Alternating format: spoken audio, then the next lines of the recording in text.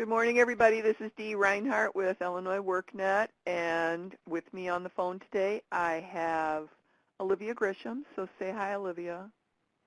Hi, everybody.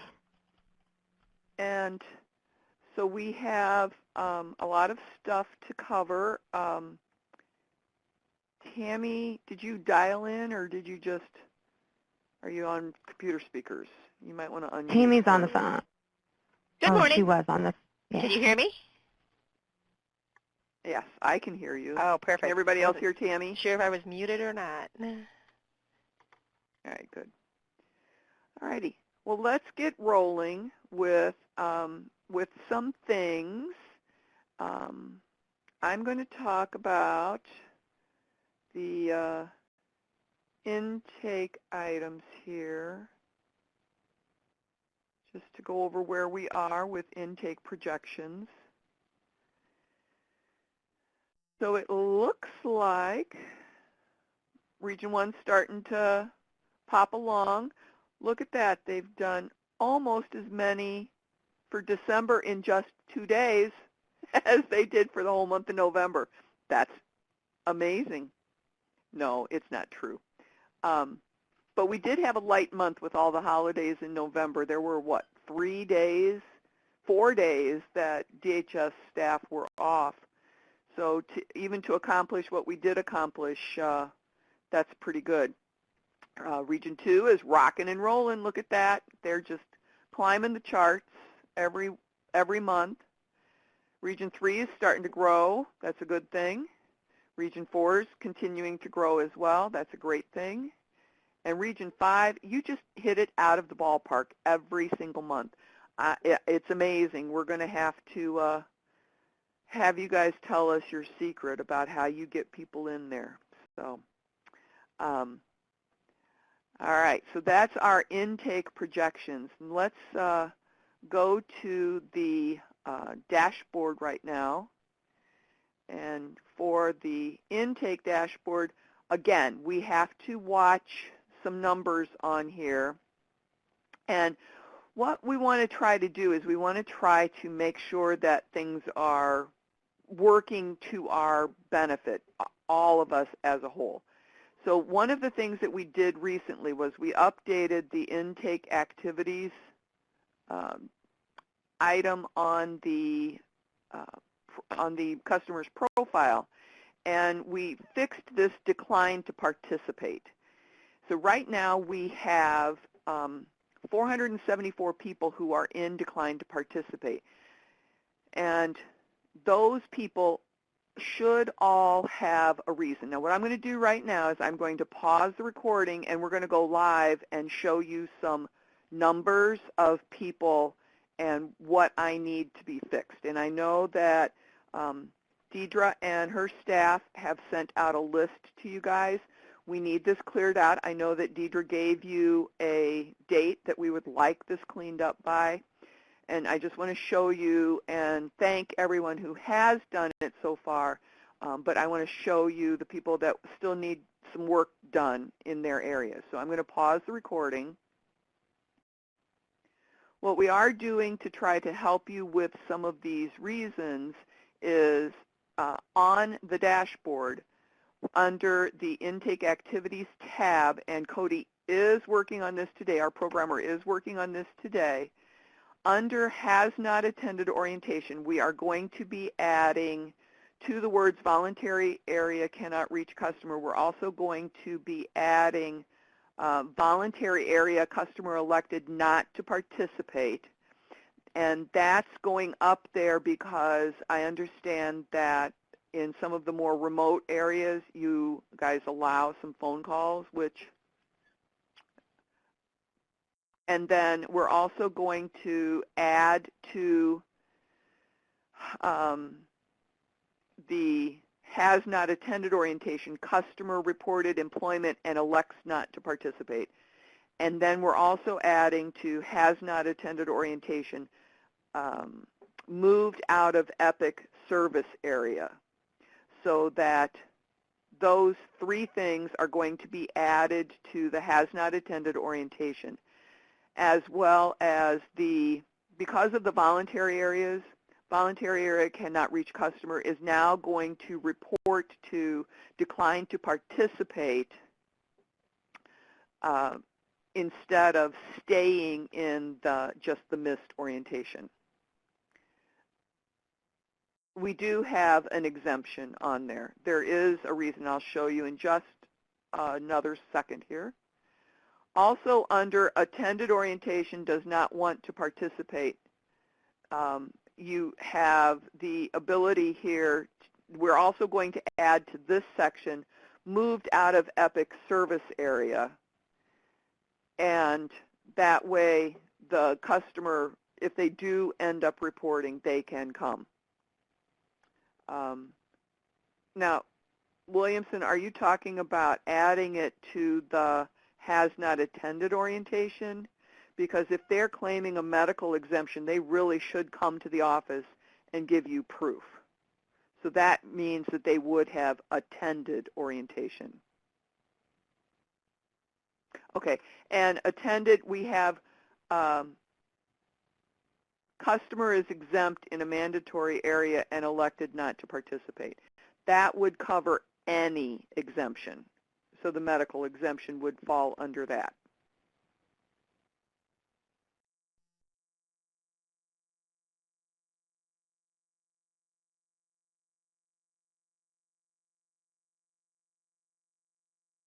Yes, yes, that's exactly what you should do. Okay. All right, now back to the dashboard. I want to go back to the dashboard as well. We have some low-hanging fruit here that you guys really should kind of look at. An incomplete application older than 24 hours. We have 30 people in this list. I'm not going to click on it by area, but I want each of you, this is a statewide number, I want each of you in your area to click on that number if there is one. Get those people back in. And if they don't come back in and you're in a mandatory area, do the conciliation on them. We need to get these people that were there already, we need to get them in so that we can get a final answer on them. Same thing with this review ready by DHS caseworker. There's 32 people in there. So we really need to use some of these numbers. Missed consent meeting, needs to be scheduled for consent. All of these numbers may be your older customers. You may need to start over on that 30-day process that DHS requires. But those are all low-hanging numbers that you can use those people to help move these numbers along and up. And look at this, 0, woohoo, not assigned to CBO. That's great, great, great. So what we need to do is we need to make sure that we're looking at these numbers on a regular basis, and that may be the primary contact at each of the offices that are responsible for that, but we need to make sure that it's getting done. Now onto the enrolled dashboard. I've taken a look at this enrolled dashboard along with Olivia, and I'm sure that Deidre and Aurelia and Lisa are checking in on this on a regular basis. Anytime a CBO sends a request for a referral rejected, this team that I just mentioned, Olivia, Deidre, Aurelia, and Lisa and I all get a message that means that somebody needs to talk to the CBO. And we do have a process in place that we covered a couple of weeks ago with the CBOs about those referral rejected. But we have 10 people sitting in the account right now. And we also have 127 right here sitting in the referral pending, no contact from customer, recommend conciliation. The CBOs are putting people in there, in that number, because nobody ever showed up. So you as the DHS staff need to check that number on at least a weekly basis, because we don't want the people that are in there to languish if they are in a mandatory area. We need to find out, and we need that 30-day process for the conciliation process to start, or else they need to start over. The clock starts over. I know that there are people in there from March, April, May, and June. Their clocks started over. They got through the process. So please watch the referral pending, watch the referral rejected, and make sure that if there are ever anybody in the has not been scheduled for the CBO, that you're getting those people through now. What I would really like to see is that this referral pending 127 people is down at least by half by next week. And you can do that by either rescheduling them or by saying that they're no longer SNAP eligible or by doing something in there with those customers. Okay. Next thing we want to talk about is, we talked about intake activities. Let's talk about suitability questions. One of the things that we're hearing from the community-based organizations is the fact that the customers are not being properly assigned to a CBO. And so what we've done is we've come up with a little kind of an interview sheet that you might want to use. It's just a suggestion. It's not a requirement, but let me pull my screen back up.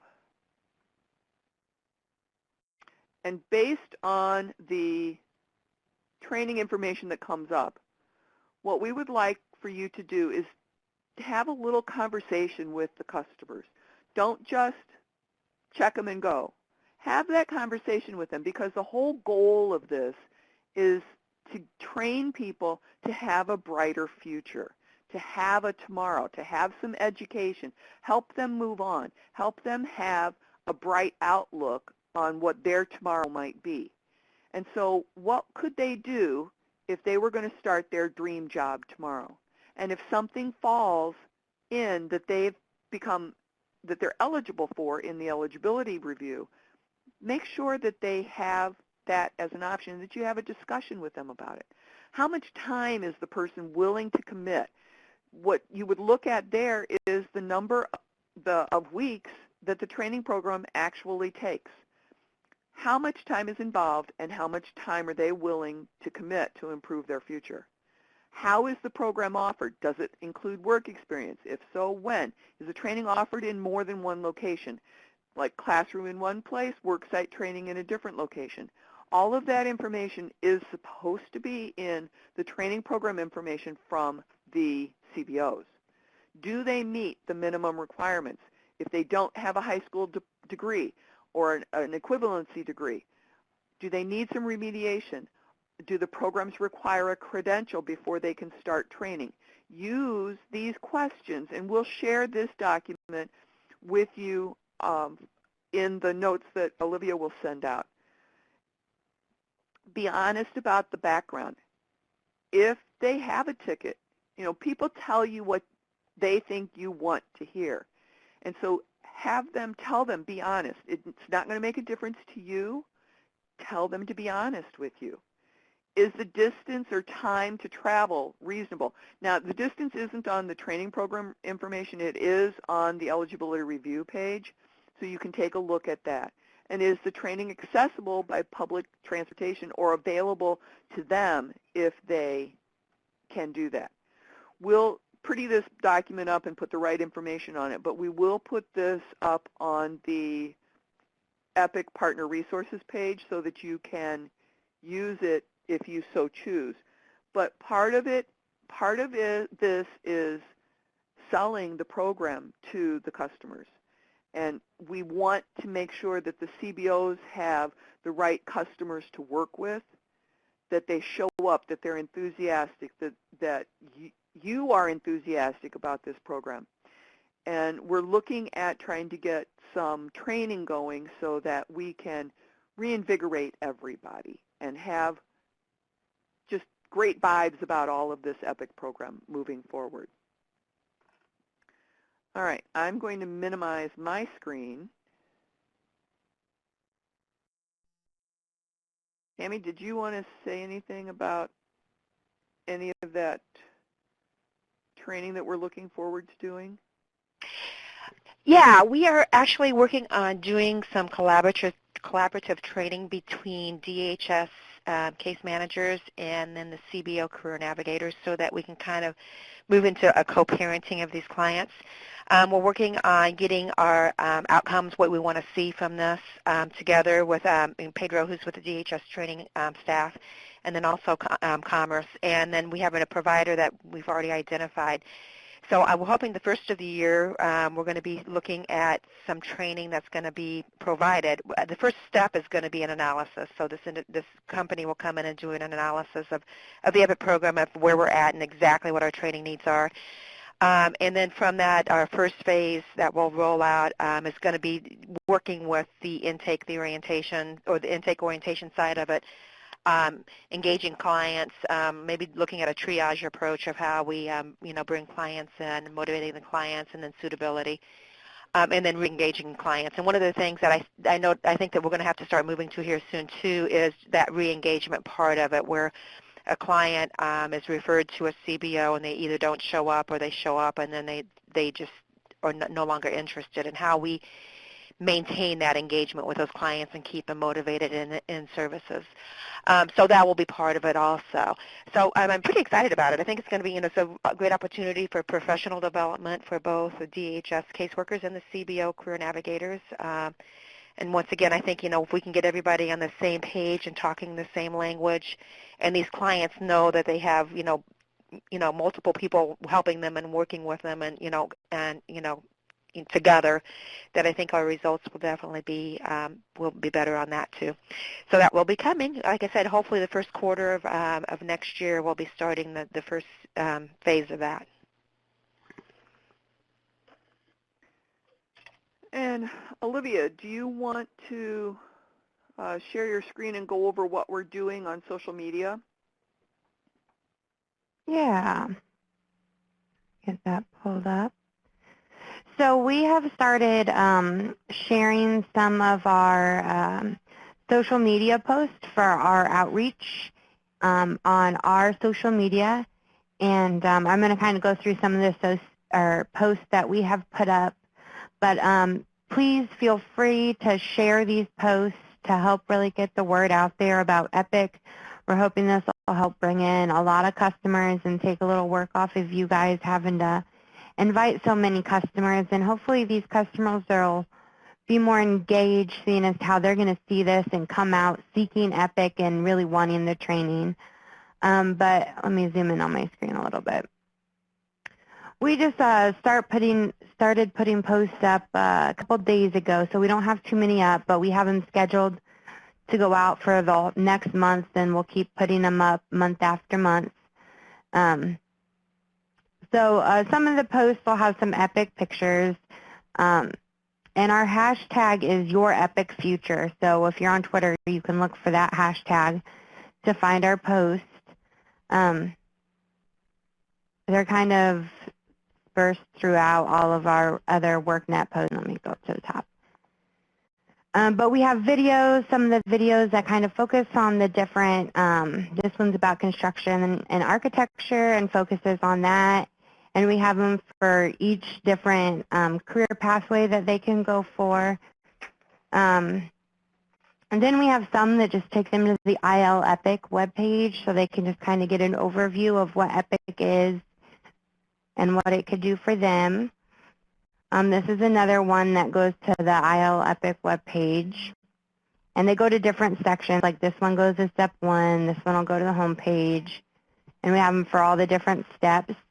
And we're also doing this on Twitter and LinkedIn and Google+, I believe. Correct, Dee? Yes. Okay, yeah. And then so we also have them on Twitter. They're the same way as Facebook. They're mixed in with some Illinois WorkNet posts. But most of the EPIC ones do have images attached, which makes them a little easier to spot out. But not all of them do, like this one doesn't. Oh, this one came from Facebook. But yeah, just feel free to share these, post these on your page or if DHS has like a work page, feel free to put them on there. And if you guys have any good ideas for some social media posts, please feel free to send them to epic@illinoisworknet.com. If you guys have any success stories, we'd like to put those up there, so please get your success stories in, uploaded as soon as you can. That way we can use that to show people that Epic is really doing some great things for a lot of people, and it is a great program. Do you guys have any questions about any of the social media that we're posting? And Olivia will share out the links in the notes that we send out.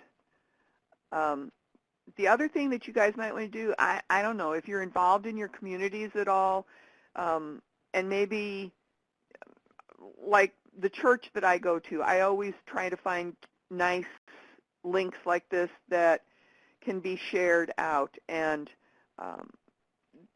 so you might not be sharing them personally, but you might suggest them to other organizations that you go to.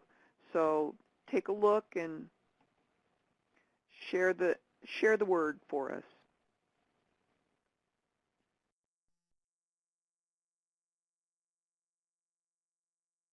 All right. I think that's the end of our list of items. Do you have anything else, Tammy, that you'd like to say?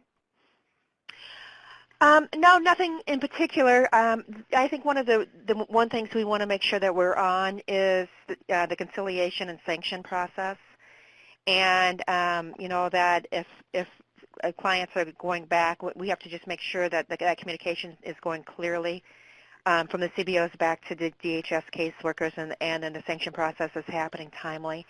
And then hopefully in the conciliation, hopefully we can get them to the point where we don't have to sanction and we can send them back to the providers. But I think that's an area that we need to start looking at and focusing on to keep these clients that are getting in but not engaging. How do we engage them? But besides that, I think it looks like our numbers are getting there. We're doing much, much better with our production, so that's really exciting. And like I said, and I think this training that's going to come up is going to help, especially long term, with moving these clients and providing some professional development opportunities for staffing. All right, we do have one person who has an other kind of question. So if you want to type your question into the chat pod, and then Areli and Miriam both raised their hands. So if you guys have questions, type away in the chat pod. We do not have any CBOs presenting today.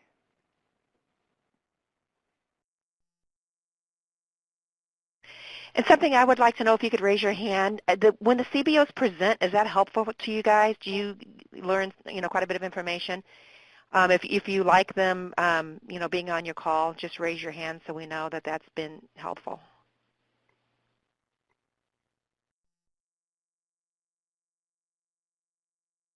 Okay. Oh, they had to figure out what the little man at the top of the screen was. Oh, darn, we don't have many people. We got some now, though. All right. Okay. And like I said, once again, this is a pilot program, so any recommendations that anybody has to make this a better, smoother process, we're transitioning as we go. By the end, we hope we have a really good functioning, program and something that can be looked at a national level. So, we strongly recommend any recommendations, especially with all of you guys that are in the field working with the clients, any recommendations that you can provide to make this a much better and stronger program, we really want to hear them.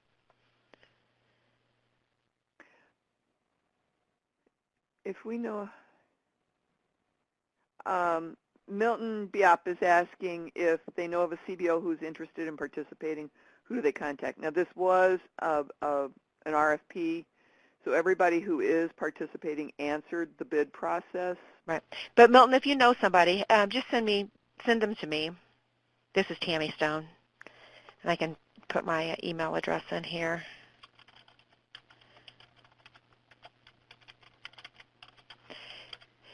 Because we would like to definitely keep a list of other people that maybe aren't participating that would be interested down the road if we can ever open this up again. We would really want to know who those organizations are. And there is a possibility that depending on who they are, they might become a subcontractor for our existing providers.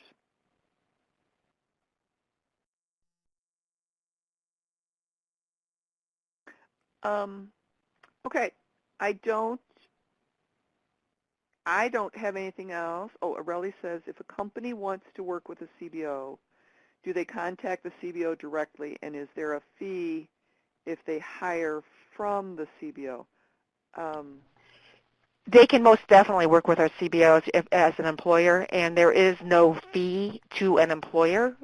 If you're talking about the company wanting to hire, then there would be no fee for them to hire, and actually it could be to the company's benefit, because if the CBO is using paid work experience, they can place the SNAP recipient with a company and pay their wages for a period of time, and those wages do not go against, they're not budgeted against income for the SNAP benefits. So that's one of the huge benefits of the EPIC program, is they can have paid work experience that does not affect their benefits.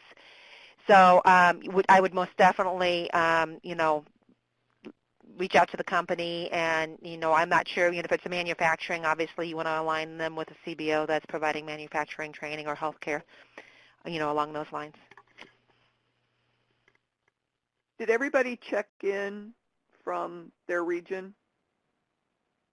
Do that for me, please, before you get off the call.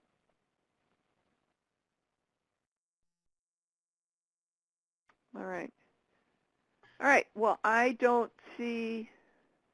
Oh, there's a guest typing. It's December 2nd.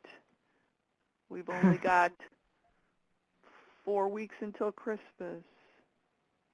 All right. Well, everybody have a great weekend. We'll try to get these notes out as soon as we can, and we'll try to get these updates done to the intake activities page as soon as we can.